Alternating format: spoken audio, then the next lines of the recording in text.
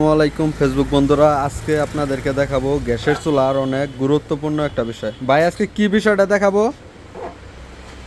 আজকে দেখাবো আপনাদের এই যে গ্যাসের পাইপ হ্যাঁ হলুদ হয়ে গেলে কি সমস্যাটা। হ্যাঁ, গ্যাসের পাইপ কিন্তু এটাও একটা পুরাতন চুলা, এটাও একটা পুরাতন চুলা, এটারও একটা পাইপ ছিল এরকম। দেখেন এটা নতুন, তাই না ভাই? হ্যাঁ, এটা এই নতুন। পাইপটা কিন্তু নতুন আর এটা কিন্তু পুরাতন। দেখেন এটা কিন্তু নতুনটা কিন্তু সাদা আছে আর পুরাতনটা কিন্তু অন্য কালার হয়ে গেছে, লাল হয়ে গেছে, শক্ত হয়ে অর্থাৎ গেছে। অনেক দিন ব্যবহারের কারণে এটা হলুদ হয়ে যায়। হলুদ হয়ে গেছে, শক্ত হয়ে গেছে। হলুদ হয়ে গেছে আর এটা কিন্তু অনেক হার্ড অনেক হয়ে hard গেছে, হয়ে শক্ত, আর এটা কিন্তু একদম নরম একদম সফট soft। আছে।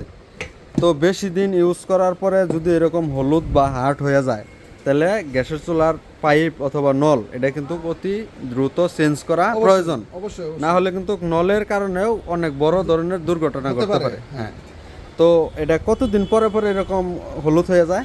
এটা 6 মাস, 1 বছর হয়ে গেলে শক্ত হয়ে যায়। শক্ত হলে কিন্তু চেঞ্জ করাই লাগবে, না হলে অবশ্যই। দেখেন এই জায়গায় কিন্তু গ্যাসের চুলা এরকম একটা অপশন আছে, এই জায়গায় কিন্তু অনেক সমস্যা হয়। এটা অতি দ্রুত চেঞ্জ করাই ভালো মনে করি। 6 মাস 1 বছরের মাথায় এগুলা নল চেঞ্জ করে নেবেন। অবশ্যই চেঞ্জ করতে হবে, কারণ শক্ত হয়ে গেলে সমস্যা, বড় ধরনের রিস্ক।